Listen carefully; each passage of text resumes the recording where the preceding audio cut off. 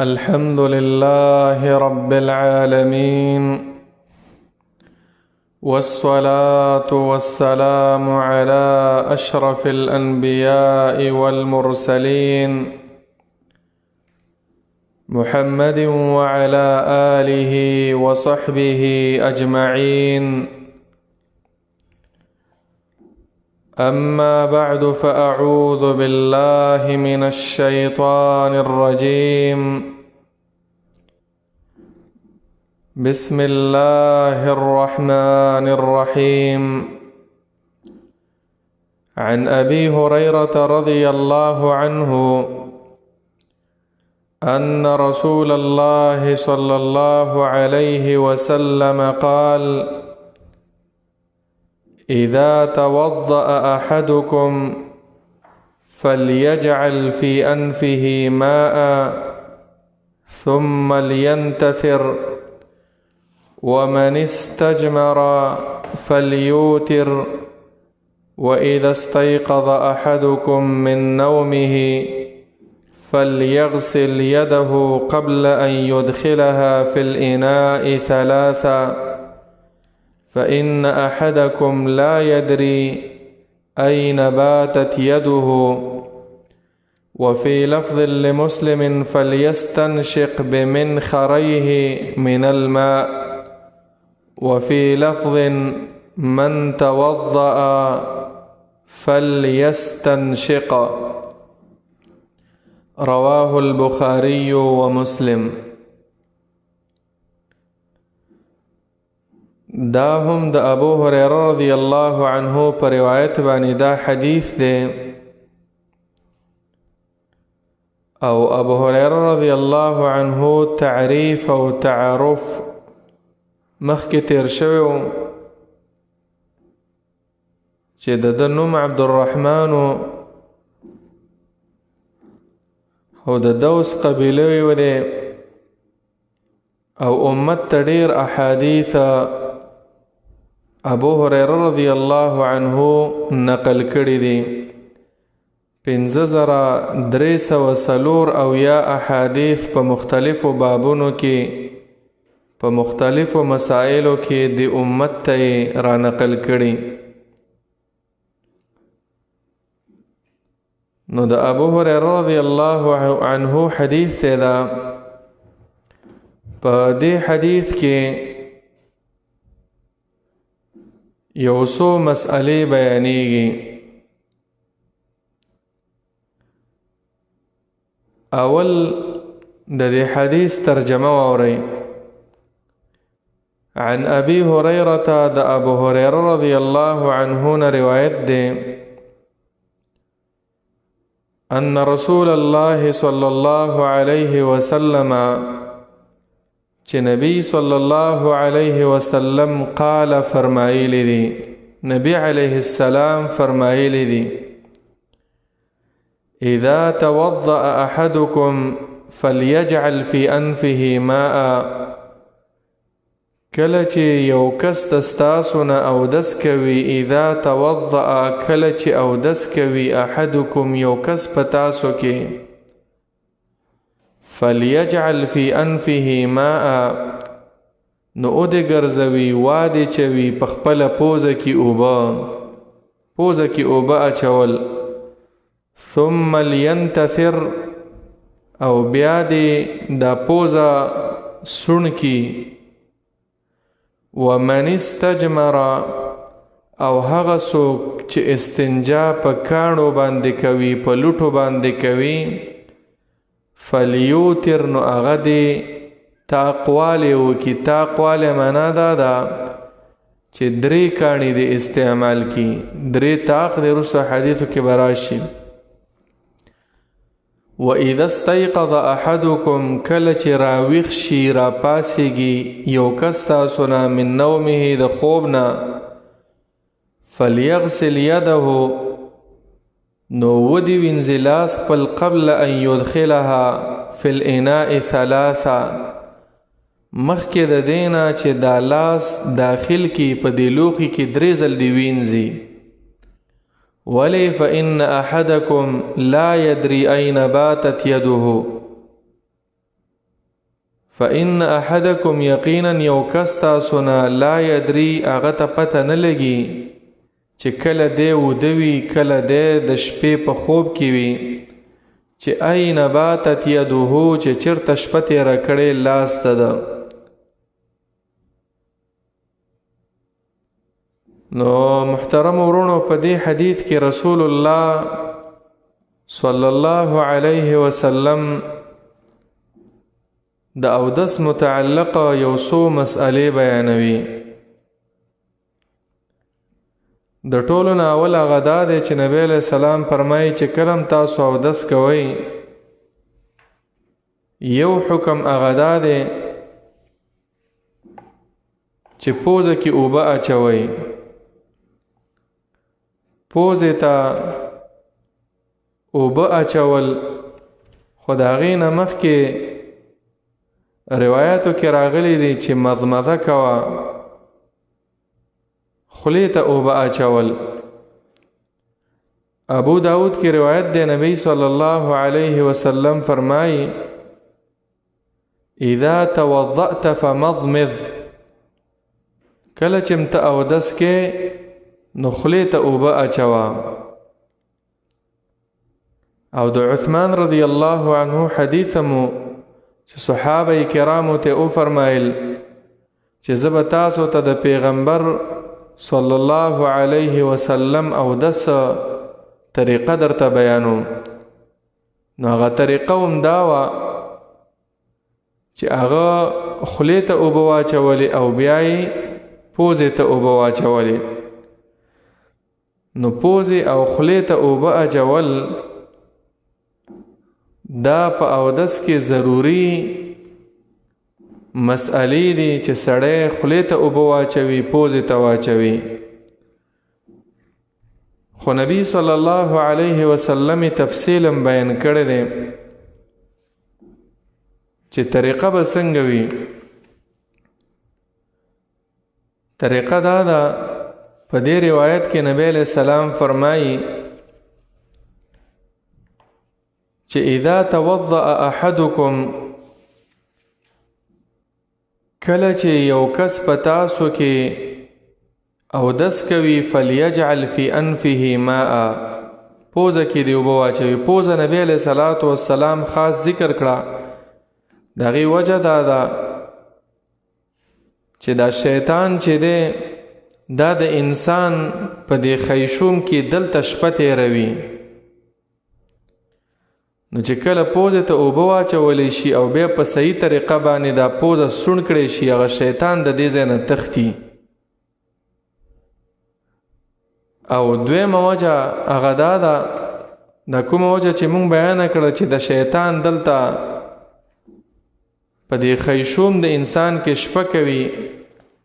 په دې کې حدیث هم راغلی دی بخاری شریف کې چې نبی صلی الله علیه وسلم فرمایي چې کله تاسو د خوب نه راپاڅېږئ په روایت د ابو داود کې دی او اودس کوي یو کس تاسو نه نو فلیستنثر ثلاثا پوزې ته دې اوبه واچوي او بیا دې پوزه سون کې 3 ځل ولي فإن الشیطان یبیت علی خیشومه دا شیطان چې دی د انسان په دې پوزه کې په دې خیشوم کې دلته شپه سبا کوي. نو په دې سره هغه شیطان هغه وتښتي د انسان د دې پوزې نه. او دویم دا دی دویمه وجه چې الله رب العالمین چې کومه طریقه پیغمبر ته ښودلې همغه طریقه امت ته بیان کړې ده. وما ينطق عن الهوى ان هو الا وحی یوحى. نو نبی علیه الصلاة والسلام کله کله د پورا عمل د بیانولو نه علاوه یوه مسله بیانه کی د دې وجې نه چې دې مسلې ته خلک متوجه شي او اکثره خلک په دې مسله کې هغه په نقصان باندې روان دي. نقصان معنا دا ده چې په صحیح طریقه باندې اودس نه کوي. نبی علیہ السلام ځکه دا پوزه خاص ذکر کړله. بیا عزیزانو دې کې مسئله دا ده پوزې ته اوبه اچول. یو خو اکثر زمونږ د پښتنو غلطه طریقه دا ده چې هغوی په ګس لاس باندې په چپ لاس باندې پوزې ته اوبه اچوي. په چپ لاس باندې اوبه اچول پوزې ته دا سنت طریقه نه ده، بلکې سنت طریقه دا ده چې انسان په ښي لاس باندې به اوبه اچوي پوزې ته. او په دې کې ډیر احادیث هم داسې راغلي دي، خو من جمله د هغې احادیثو نه یو حدیث چې نبی صلی الله علیه وسلم نه عبدالله ابن زید رضی الله عنه هغه ترنه روایت کوي. مسلم شریف کې دا حدیث دی چې نبی صلی الله علیه وسلم په لاس کې اوبه راواخستې، ثم ادخل یده فاستخرجها فمضمض واستنشق من کف واحدة. چې نبی علیہ السلام په ښي لاس کې اوبه راواخستې، د خولې ته هم واچولې او پوزې ته هم. او په روایت د علی رضی الله عنه کې دی چې ونثر بشماله، په ګس لاس باندې په چپ لاس باندې دا پوزه سون کول دغه سنت طریقه ده. په ګس لاس باندې پوزه صفا کول او سون کول، او په ښي لاس باندې خولې او پوزې دواړو ته اوبه اچوله. دویمه مسئله غدا ده، عام مونږ او تاسو خو په دې طریقه عمل کوو چې مونږ کله اودس کوو نو خولې ته اوبه اچو، درې ځل چې خولې ته اوبه واچو بیا پوزې ته اوبه اچو. دا خو عامه طریقه ده، خو ولی راجح چې کم په صحیح احادیثو د رسول الله صلی الله علیه وسلم کې راغلی او هغې باندې دلایل هم ډېر زیات موجود دي، نو هغه دا ده چې انسان به په یو لاس په یوه لپه باندې هغه اوبه خولې او پوزې دواړو ته اچوي په یوه لپه. لکه تا په لاس کې اوبه راواخستې، همداسې به وکې، هم خولې ته هم پوزې ته. یا مثلا دویمه طریقه دا ده، خولې ته چې دې واچولې هغه توی کم، په دغه لاس اوبو باندې پوزې ته اوبه واچوه. او دلیل پې همدغه د مسلم شریف روایت دی د عبدالله ابن زید رضی الله عنه. هغې وویله چې رسول الله صلی الله علیه وسلم طریقه دا وه چې فمضمض واستنشق من کف واحدة. نبی صلی الله علیه وسلم بخولې ته او پوزې ته په یو لاس په یو ورغیو باندې اوبه اچولې. دویم عزیزانو، پوزې ته اوبه اچول اکثره خلک چې دي اسی پوزې ته اوبه واچوي، بس پوزه صرف لمده کی. حالان کې دلته په دې حدیثه کې هم رسول الله صلی الله علیه وسلم امر کړی دی، من توضأ فلیستنشق. څوک چې تاسو کې اودس کوي نو هغه د پوزه کې اوبه واچوي. استنشاق امام نووي رحمه الله فرمایي هو جذب الماء بالانف، په دې پوزه کې دا اوبه داسې کش کول. او په صحیح روایت کې راغلی د لقیط ابن صبیره روایت دی، ابو داود، ترمذی، نسائی، ابن ماجه کې، چې نبی علیه السلام د اودس طریقه چې خودا یو پکې دا ویله وبالغ فی الاستنشاق الا ان تکون صائما. پوزه کې اوبه ډېرې اچوه، ډېرې معنا مبالغه کوه، سمې را کش کوه. یو ځل دا پوزه کې اوبه را کش کول دا په هر اودس کې پکار دي. په دغه حدیث کې دي چې اسبغ الوضوء، اودس پوره کوه. او بیا ورته نبی علیه السلام وویله وبالغ فی الاستنشاق. د دې معنا هم دا ده چې اکثره خلک چې اودس کوي پوزه کې اوبه نه کش کوي چې دا دماغ دې ترخه شي، داسې پوزه کې به اوبه کش کوي په هر اودس کې. مشهوره زمونږ پښتنو کې داسې ده چې صرف په غسلو کې به داسې کوي چې غسل د جنابت وي پوزه کې به اوبه کش کوي. حالان کې عزیزانو په دې حدیث کې د غسل باره کې نه ده، دا په هر اودس کې پکار ده. اوس سوچ پکار دی چې زمونږ په اودسونو کې مونږ په پوزه کې اوبه کش کوو که نه، هسې مونږ ورته ورغورځو. دا پوزې صرف لمدول نه راغلی، پوزه کې به اوبه کش کې او مبالغه به کې. مبالغه معنا دا ده چې سر ته ورسې، بلاغ یو شی رسول، وبالغ فی الاستنشاق. پیغمبر صلی الله علیه وسلم به وفرمایل چې کله روژه وي نو بیا په پوزه کې اوبه مه کش کوه، ځکه بیا خېټې راځي. نو دې نه دا معلومه شو چې پوزه کې اوبه کش کول دا سنت طریقه ده عزیزانو. بله بیا چې کله پوزې ته ته اوبه واچې، نبی علیه السلام به وفرمیل ثم لینثر، بیا دا پوزه دا سوڼ کوي، پوزه صفا کوي. انثار او انتثار دې ته وایي چې د پوزې په هوا په زور باندې چې څه په پوزه کې وي هغه راوباسي. بیا دا د اودس په وخت کې. او په روایت د علی رضی الله تعالی عنه کې به راغلی دی چې دا به انسان په ګس لاس باندې په چپ لاس باندې به پوزه صفا کوي، اوبه به په ښی لاس باندې اچي او سونډکې هغه به یې په چپ لاس باندې. ومن استجمر فلیوتر، او څوک چې استنجا کوي په کاڼو باندې نو هغه د تاقوالی وکړي، تاق کاڼي دې استعمال کړي. استجمار عزیزانو معنا دا ده چې اودس وچول په کاڼو یا په لوټو باندې، دام سنت طریقه ده. اولا دا ده چې سړی په اوبو باندې استنجا وکړي.